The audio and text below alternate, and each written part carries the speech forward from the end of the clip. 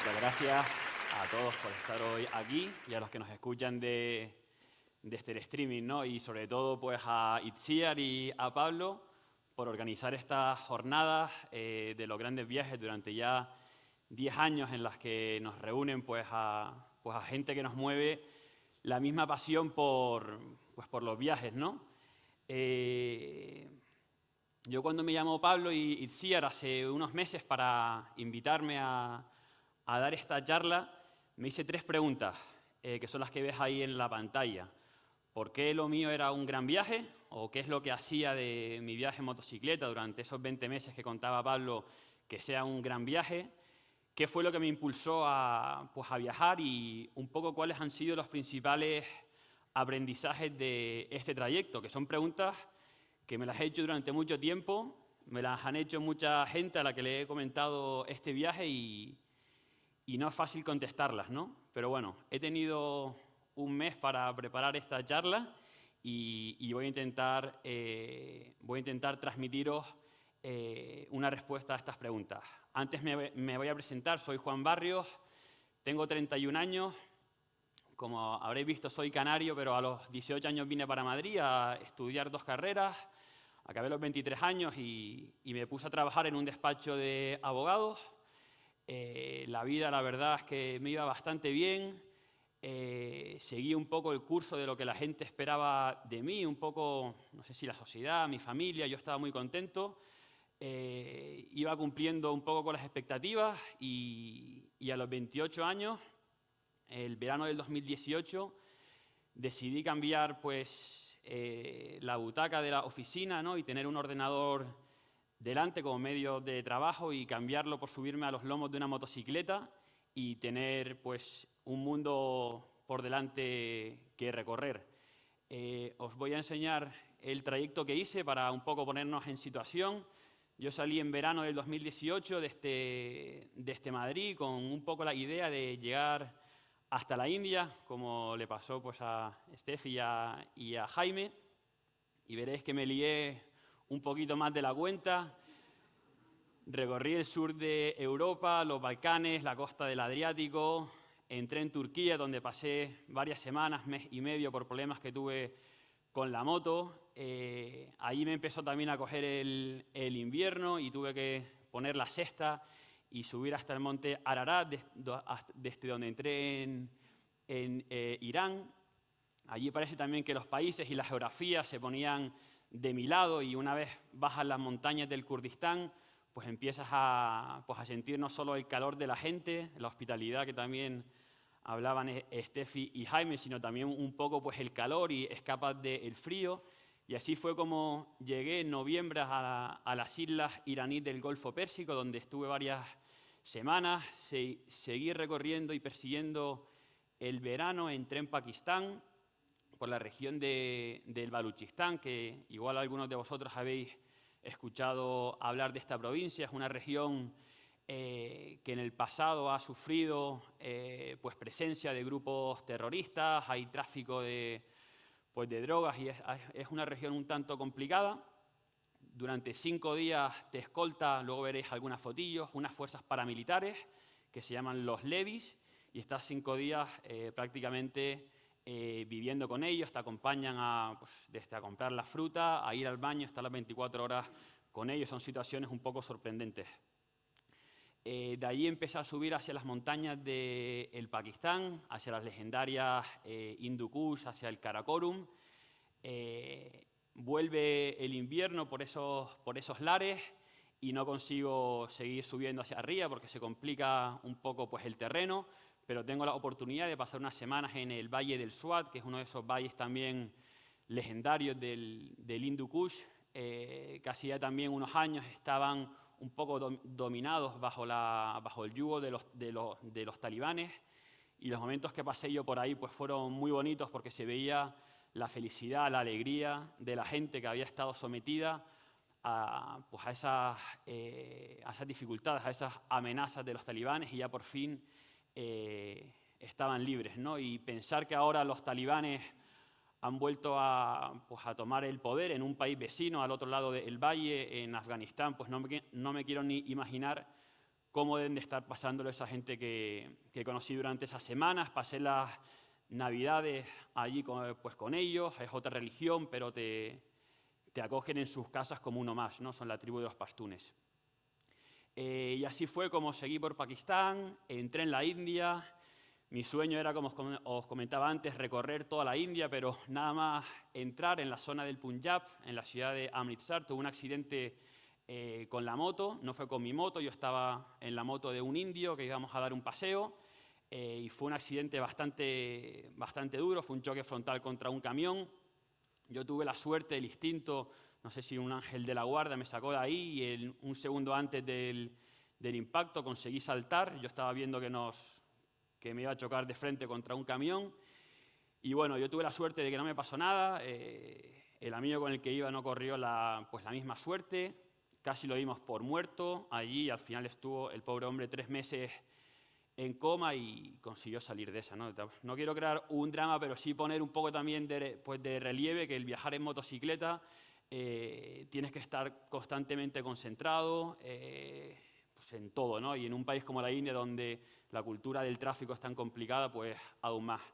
Ahí obviamente se me fueron las ganas de recorrer la India. Yo estaba atemorizado, pasé unos días muy malos, de hecho pues incluso me planteé volver a España, no quería jugarme la vida.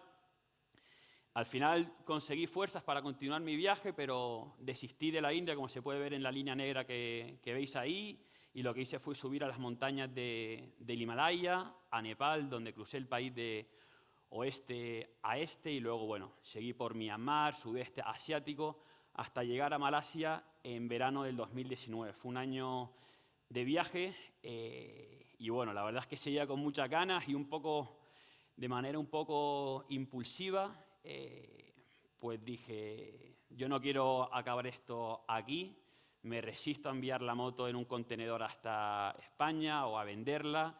Tengo que buscar la forma de volver a casa con la motocicleta, a la que le vas cogiendo un cierto cariño, ¿no? Y bueno, en el puerto de Malasia, de Kuala Lumpur, un poco viendo las opciones que tenía, vi que salía un barco hacia Sudáfrica y allí que mandé la moto, yo me tomé un vuelo y bueno, me vi de repente en Ciudad del Cabo, verano del 2019, apuntando para arriba. Ya mi idea era volver hacia mi casa, pero no sabía muy bien cómo volver, no sabía qué ruta pues, tomar, si por la parte de la izquierda, por el centro, por la derecha.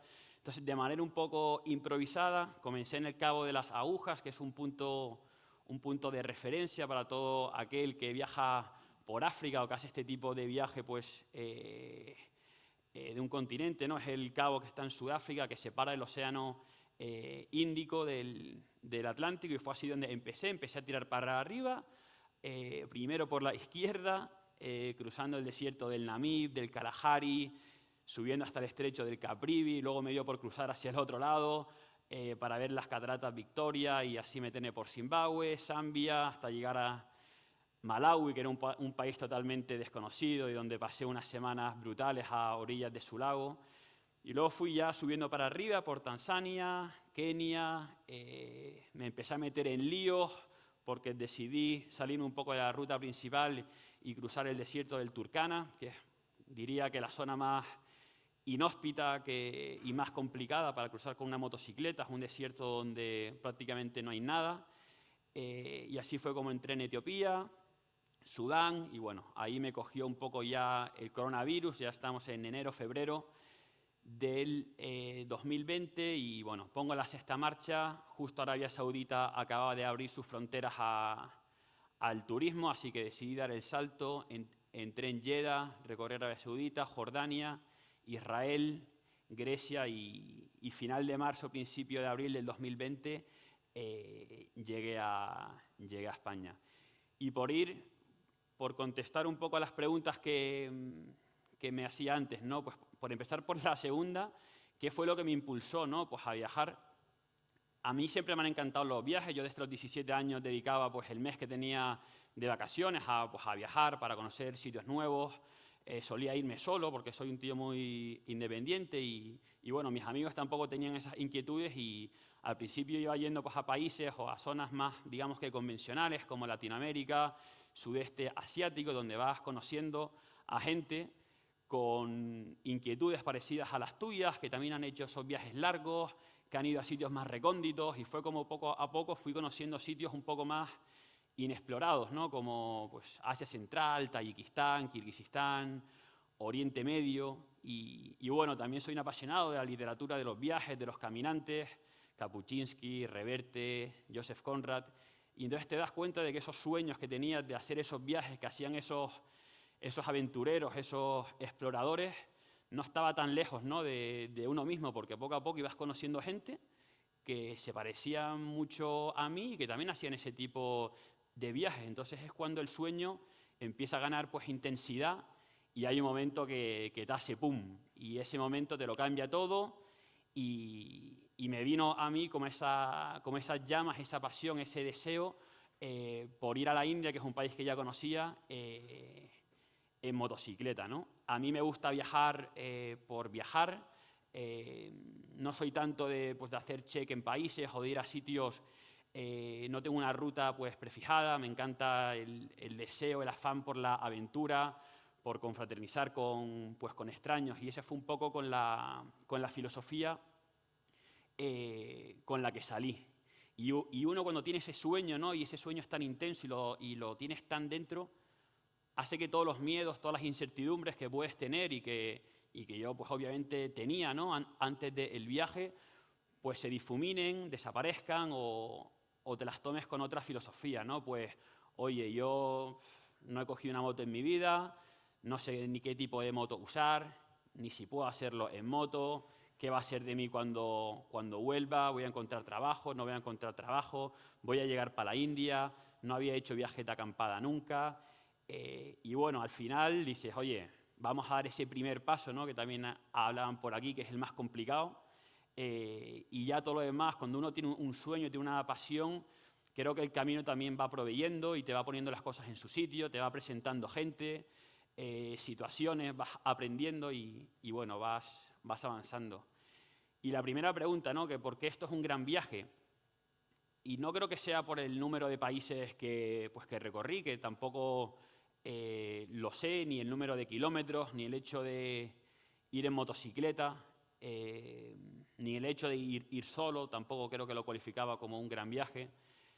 Pienso que para mí mi gran viaje fue pasar de esa vida que os comentaba antes, trabajaba pues, en un sitio, pues, en un despacho de abogados reconocido, tenía una vida que igual otros consideraban que era un éxito, ¿no? para mi edad y dar ese volantazo y pasar a una vida donde te tienes que abrazar a la incertidumbre, donde no sabes dónde vas a dormir el día siguiente, no tiene nada que ver y para mí ese fue el gran viaje, fue la decisión más complicada, nadie de mi entorno había hecho algo parecido, pues ni mi familia, ni mis amigos y bueno, tratar de explicarles a ellos que iba a abandonarlo todo por hacer este gran viaje fue muy complicado. Y bueno, principales aprendizajes del viaje, pues os voy a contar dos.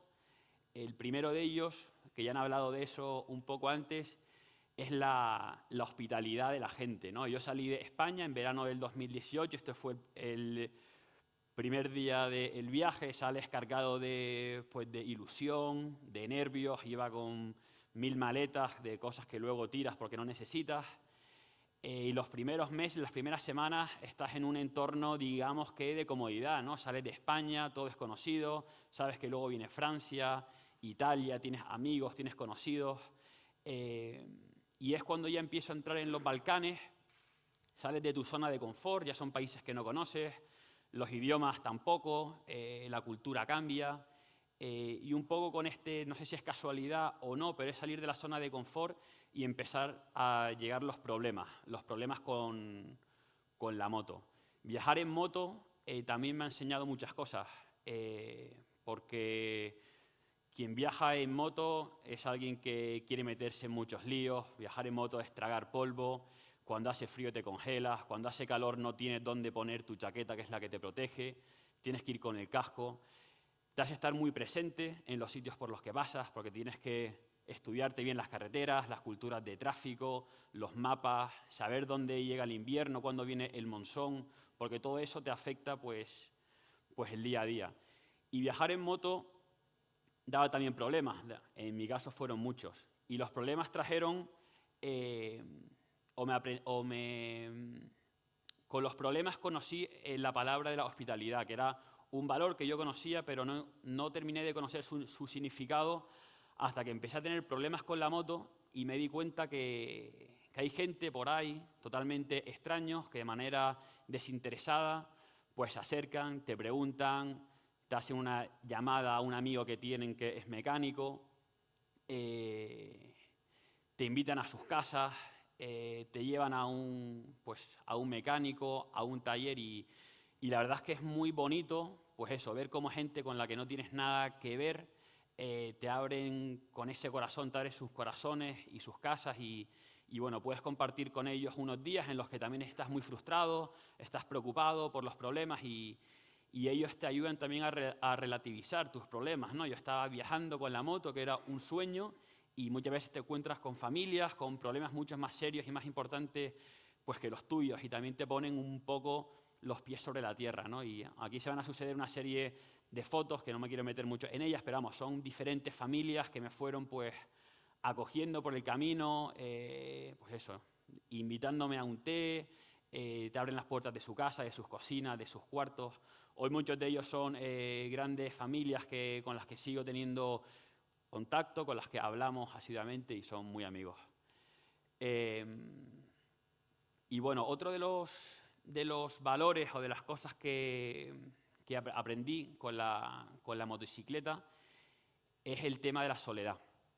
Al final yo viajaba solo, salí de Madrid solo y es verdad que durante el camino te encuentras con mucha gente, con otros viajeros, con gente local, pero pasaba mucho tiempo metido dentro de un casco, dándole vueltas a la cabeza y eso te hace pues que tienes que aprender a vivir con soledad, aprender a conocerte pues a ti mismo y bueno, yo la moto en este sentido me ayudó mucho a ordenar mis pensamientos.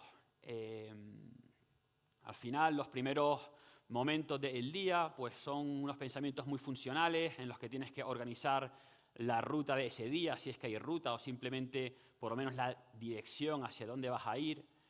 Y bueno, pues tienes la cabeza pensando en eso, en organizar tu Google Maps. Yo iba sin un GPS de estos profesionales, iba con el móvil que lo ponía ahí en la motocicleta y a través de Google pues más o menos me iba adelantando. Entonces lo que decía, dentro de ese casco pues se suceden muchos pensamientos, al principio muy funcionales, luego se escala un poco el nivel de pensamiento y empiezas a planear cosas y dónde voy a ir la próxima semana, hoy dormiré en un camping o en un hostel, o me apetece más meterme en líos o prefiero seguir. Un poco más, pensamientos más organizativos que se suceden prácticamente todos los días porque cada día es un mundo. Y luego un poco cuando empiezas a automatizar estos pensamientos, ¿no? Ya la moto la entiende, ya conoces sus ruidos, ya más o menos tienes claro cuál es el plan, pues se libran dentro de ese casco pues 1000 batallas mentales, ¿no? De una parte más racional que todos tenemos, que igual me decía de quedarme en un sitio, de disfrutar de esas familias que estaba conociendo, de esos otros viajeros con los que compartía ruta. Y luego tienes la parte más aventurera, más exploradora, más irracional, ¿no? Que te dice, joder, sigue, recorre, métete en líos, sigue conociendo países. Entonces, bueno, la soledad también te ayuda a ser digamos que el director de esa lucha fraternicida entre esas dos partes de mi propio ser, ¿no? Y decir, pues oye, pues ahora me apetece seguir avanzando o ahora prefiero estar pues, más tranquilo o disfrutar de este lugar con más paciencia y disfrutando de la gente, de los lugares, etc. También el estar solo, y aunque puede parecer un poco contraintuitivo, te ayuda mucho a que la gente se te acerque. Al final te ven pese a que parezco un astronauta, ¿no? Con el mono de la moto, con el casco. La moto aquí pues, puede parecer normal, pero ya cuando te metes en países como Irán, Pakistán o no digamos ya en África, una moto de esas pues sorprende bastante, ¿no? Y el hecho de ir solo te convierte en un ser vulnerable, hace que las personas se te acerquen pues, a ti, ¿no? Para preguntarte qué haces por ahí, qué hace un tío pues, en moto. Y eso es la verdad es que es muy bonito.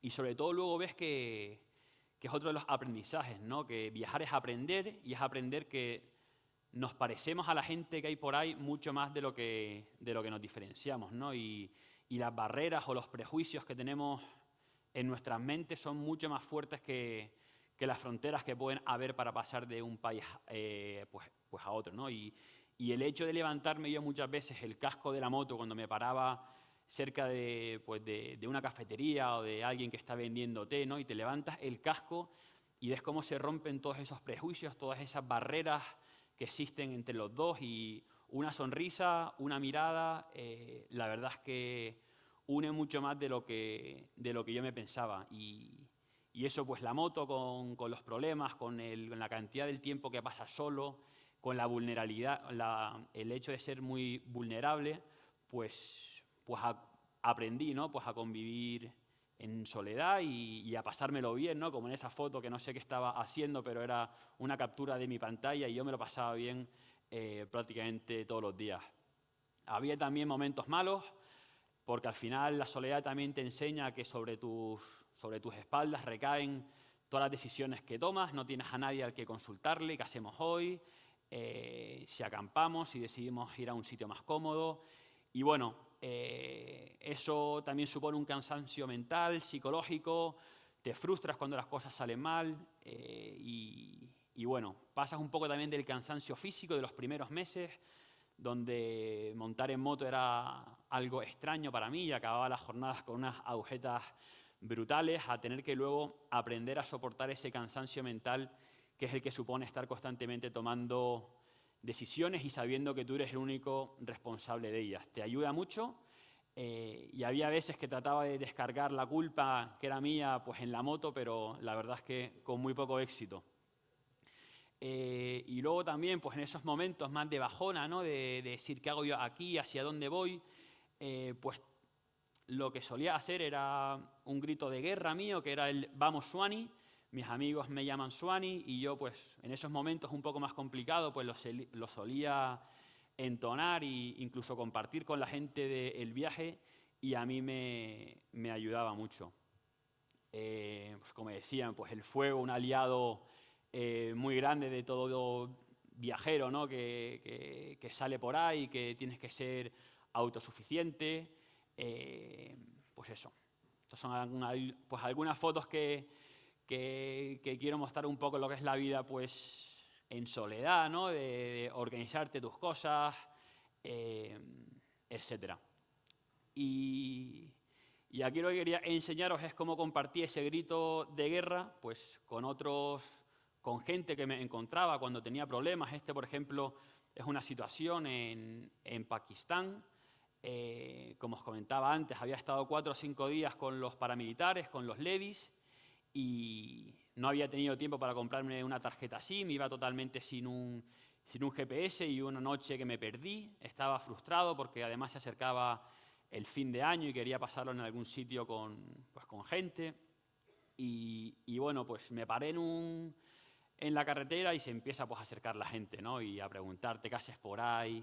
Y yo les pedí de entonar todos juntos ese grito de guerra y bueno, vamos a ver si se pone el vídeo. Yes.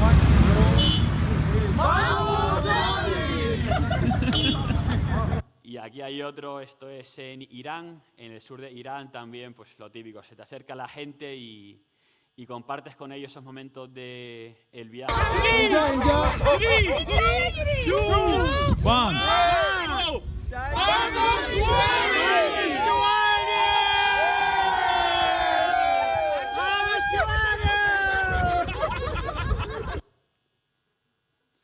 Y había veces que incluso, bueno, como ahí en la foto, con la ayuda de un trípode y esos cielos del desierto de Irán, pues pues incluso lo pintaba ahí como podía con el móvil.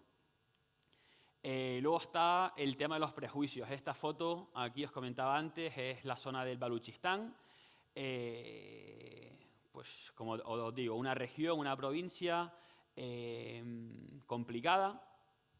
Esta es la fuerza paramilitar que te acompaña durante 4 o 5 días. Se van sucediendo una serie de convoys, van cambiándote de gente que te acompaña 100 kilómetros, luego otros 100 kilómetros. Y son 4 o 5 días en los que estás asustado porque no entiendes muy bien lo que está pasando.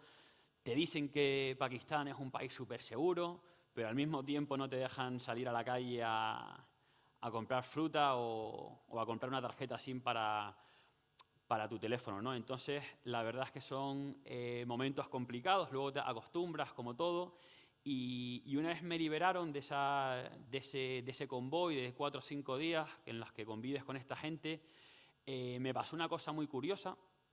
Yo iba solo camino hacia Lahore con la moto y me paró un policía en la carretera, y cuando yo pensaba que me iba a poner una multa bueno, siempre desconfías, ¿no? Muchas veces de la policía o de los militares. Digo, no, pues no sé por qué me está parando, ¿no?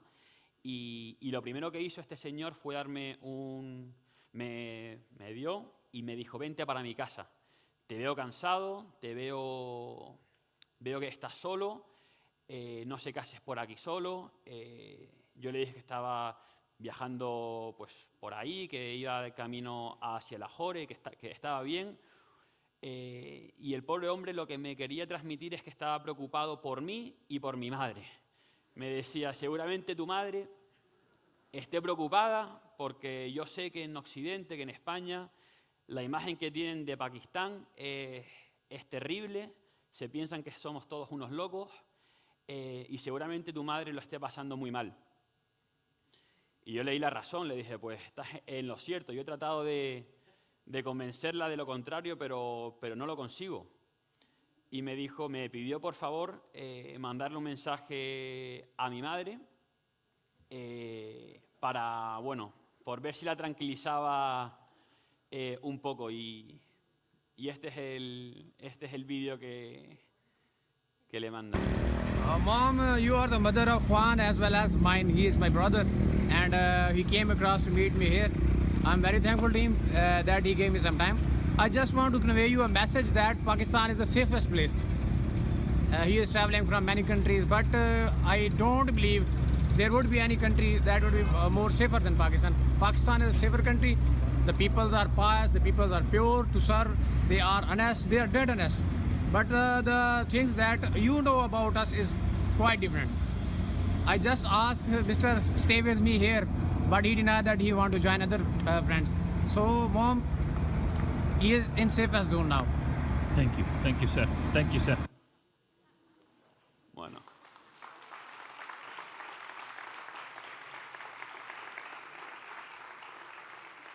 No sé si a mi madre este vídeo le dejó más nerviosa, tranquila, pero bueno. Y esta foto es lo que os comentaba antes en el valle de El Swat con los pastunes, donde pasé las Navidades y el fin de año del 2018. Luego, como os comentaba, seguí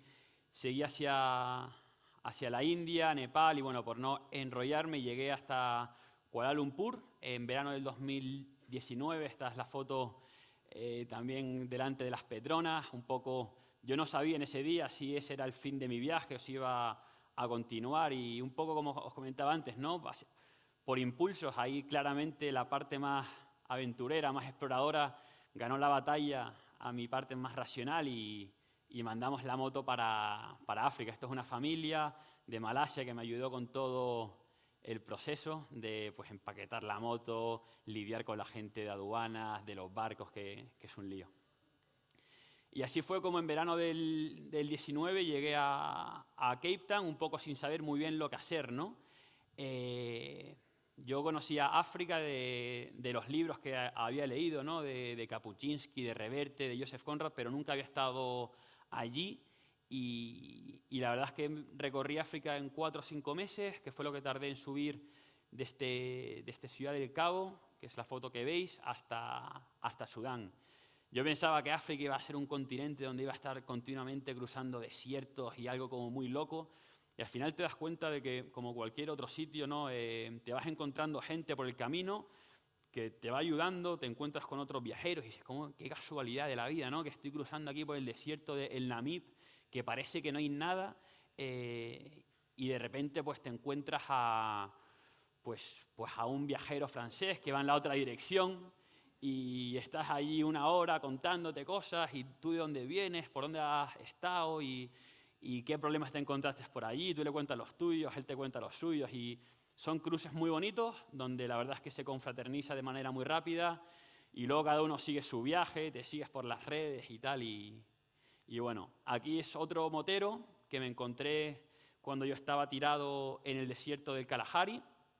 Estaba ya a punto de montar la tienda porque la moto no me iba, yo como digo no soy motero, sigo sin serlo y de mecánica sé aún menos y no sé lo que le pasaba, así que yo me armo de paciencia, el camino siempre provee, uno cuando vas con buena actitud y estás un poco alerta a las cosas que pasan, siempre pasa alguien y en este caso fue Hussein, que era un motero árabe también viajando por África. Y bueno, esta historia para mí fue muy bonita porque este pobre hombre también tenía el sueño de cruzar África y se encontró con que en Angola no le dejaban pasar por su nacionalidad, por ser árabe, ¿no? Y un poco entonces ahí compartimos las penas y también de nuevo las pones un poco pues en orden, ¿no? Yo estoy puteado porque mi moto no me funciona o no sé lo que le pasa, pero este tío no le dejan ir a un país porque nació en Arabia Saudita y no sé por qué pues no le daban ese visado. Entonces empiezas pues a relativizar tus problemas y bueno, pasé un rato muy bueno con él en el que compartimos muchas cosas hasta que conseguí un coche que me llevó hasta el siguiente pueblo.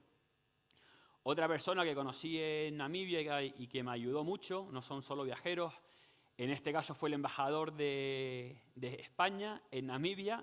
Casualidades de la vida, estaba por ahí en el momento en el que fue el Día de la Hispanidad. Un grupo de españoles que vivían en Walvis Bay me invitaron a la fiesta que organizaba el embajador y en uno de estos problemas que tuve con la moto recibí una llamada de la embajada, de un número que yo no sabía cuál era, y al parecer la familia del embajador me seguía por las redes o me empezó a seguir cuando me conoció en esta fiesta y me invitó pues a la embajada a pasar unos días allí hasta que arreglase la moto y bueno, me dio muchas indicaciones sobre cómo seguir, qué visitar y un poco me allanó el camino. Así que esos ángeles que aparecen en el camino muchas veces son gente pues de ahí, de los lugares, otros viajeros o en este caso incluso el embajador.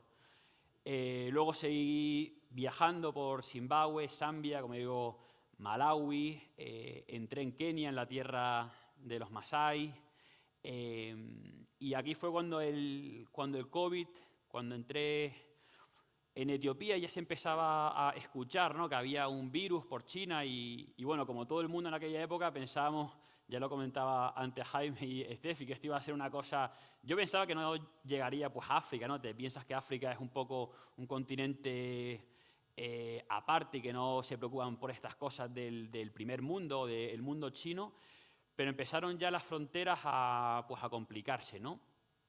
Yo estaba en Etiopía además tuve un accidente también muy fuerte con la moto, en este caso iba yo solo, fue culpa mía, me la pegué contra una vaca por uno de estos caminos empedrados. Tuve la suerte, una vez más, de que no me pasó nada. La moto sí salió bastante perjudicada, así que tuve que hacer mucho tiempo en Addis Abeba hasta que llegaron los repuestos de la moto. Viajar en moto también te enseña a ser paciente.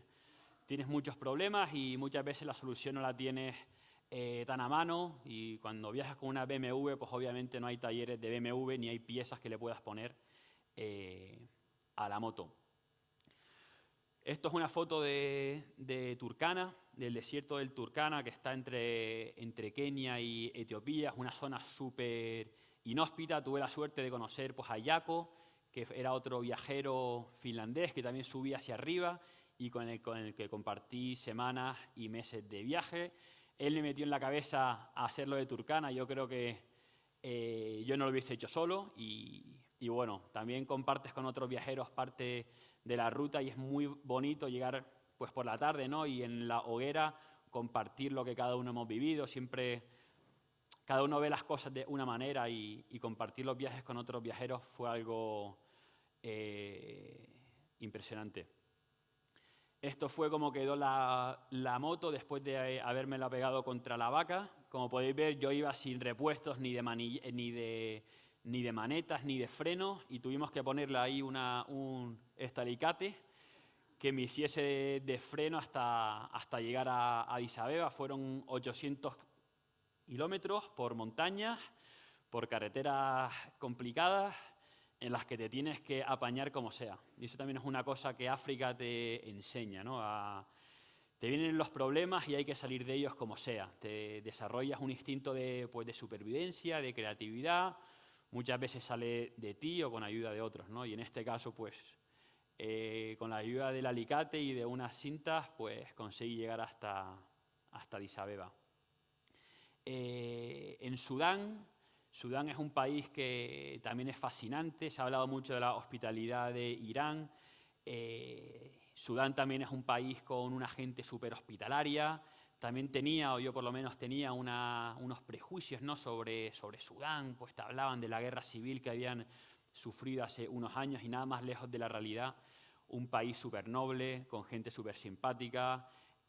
Allí pasaban muchas noches en estos garitos donde se reúnen los camioneros a dormir mientras cruzan los desiertos, ¿no? Y es muy complicado comunicarse con ellos, pero todos comparten pues, el agua que tienen, el té, la comida, los falafel y la verdad es que es brutal.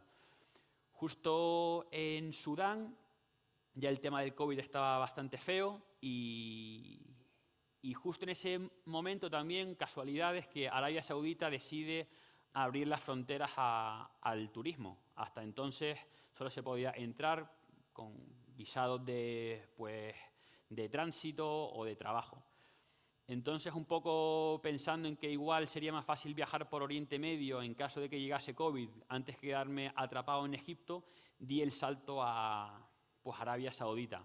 Cogí un barco en Port Sudán, llegué hasta Jeddah y allí la primera noche que paso en la casa de una persona que me hospeda. Jeddah es una ciudad enorme de más de 5 millones de personas y cuando me levanto para hacer las cosas que hago siempre que entro en los países, ¿no? Pues cambiar dinero, comprar una tarjeta SIM y un poco ubicarme en ese nuevo entorno, veo que la moto no está donde la había puesto la noche anterior. Y os podéis imaginar, después de 20 meses de viaje, en la moto lo tenía todo, yo ya estaba ya en mi recta final y, bueno, con las prisas un poco del COVID, la moto desaparece, yo no tengo móvil ni dinero local, la persona con la que me quedaba ya se había ido para su trabajo. La frustración fue enorme. Pensé en comprarme un billete y volverme para España y decir, mira, ya está, todo pasa por algo y seguramente haya alguna razón por la que alguien me la haya robado, que fue lo que pensé en ese momento. Y me acordé de Hussein, que fue ese árabe que conocí cuando me quedé tirado en el Kalahari y que coincidimos un par de horas, pero me quedé con su WhatsApp, ¿no?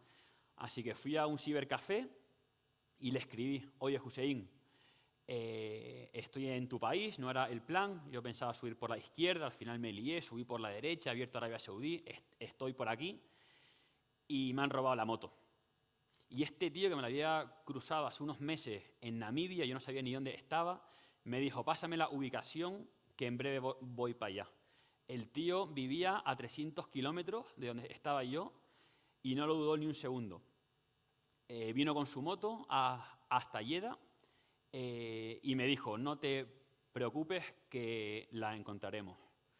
Yo todo me sonaba pues, a chino, una ciudad enorme, decía, ¿cómo puede ser esto posible, ¿no? Y bueno, los ángeles del camino que se te cruzan, pasé 3 días con Hussein recorriéndome todas las comisarías de Jeddah. Allí no entendían qué hacía un turista con una moto por Arabia Saudí, no entendían nada, no hablaban mi idioma y gracias a él y a su insistencia en querer encontrar La moto, pues lo conseguimos. La moto la habían tirado a un desguace porque se pensaban que era una moto que se usaba para fines delictivos. Estaba tan destrozada del choque contra la vaca que se pensaban que eso no servía para nada. Y bueno, conseguí continuar con la moto hasta que ya el COVID me pilló en Grecia. Las fronteras estaban ya totalmente cerradas, no pude continuar por los Balcanes, tampoco me pude embarcar en un barco hacia Italia y una vez más los ángeles del camino, ¿no? Voy al puerto, un puerto que hay cerca de Atenas y hablando con la gente a ver si salían barcos hacia algún lado para por lo menos salir de Grecia, donde ya no me podía quedar ni en los hostales ni nada, estaba todo colapsado. Y me dicen que hay un pesquero que sale en 2 días a Vigo a por pescado. Les pido por favor de meter mi moto ahí y me dicen que si encuentro a un carpintero que me haga una caja, pues me la metían y la mandaban para Vigo. Y así fue como estuve 2 días por Atenas, con todo el país confinado, con todo el mundo en sus casas. Al final, pues el amigo del amigo del amigo, conocí a alguien que hacía cajas y así fue como conseguí meter la moto en una caja de madera, en unos palés, y mandarla en abril del 2020 hasta el puerto de Vigo. Yo conseguí volver a España, a pesar de la cantidad de restricciones que había en esos momentos con el tráfico aéreo. Pasé el confinamiento en Canarias con mi familia y en junio, cuando se abrieron las movilidades, las restricciones a la movilidad territorial, pues pude ir a por Vigo, donde me esperaba la moto, que me la guardaba un tío que conocí por Facebook, que era motero y que me la guardó en su casa y bueno, allí fui a por la moto, la cogí y ya fui bajando por toda España hasta llegar a Canarias, desde donde descansa la moto desde diciembre del 2020. Y bueno, aquí esto es un vídeo que también fue una situación bastante cómica, ¿no? En Kenia, donde pasé unos días con los Masái y hablando de cosas, ¿no? Pues ya el último día sacrificaron a una cabra, ¿no? Y se bebían la sangre del animal, ¿no? Y yo le decía, estáis locos. Y este hombre, que es con el que estuve esos días, me decía, ¿tú nos dices que estamos locos? Un tío que está recorriéndose África con una moto, ¿no? Y una vez más vuelves a ordenar tus pensamientos y a ponerlo todo pues en valor, ¿no? Y este es el vídeo de... ¿No se escucha? You Muzungu Juan, you come from Spain to Kenya with a motorbike. You are crazy. Masai drink blood. A ver, aquí.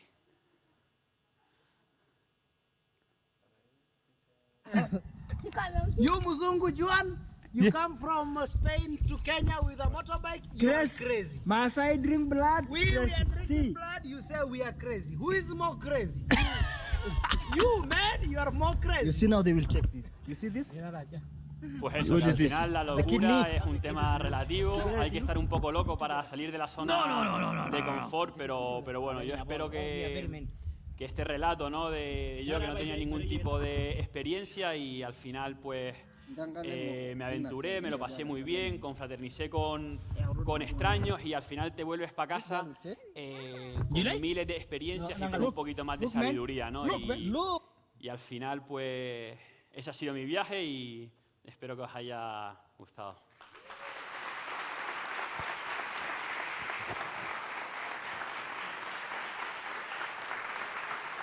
Gracias. Gracias. Enhorabuena, Juan.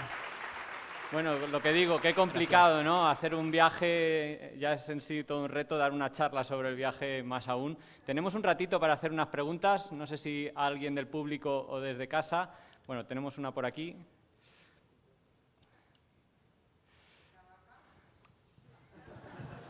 Bueno,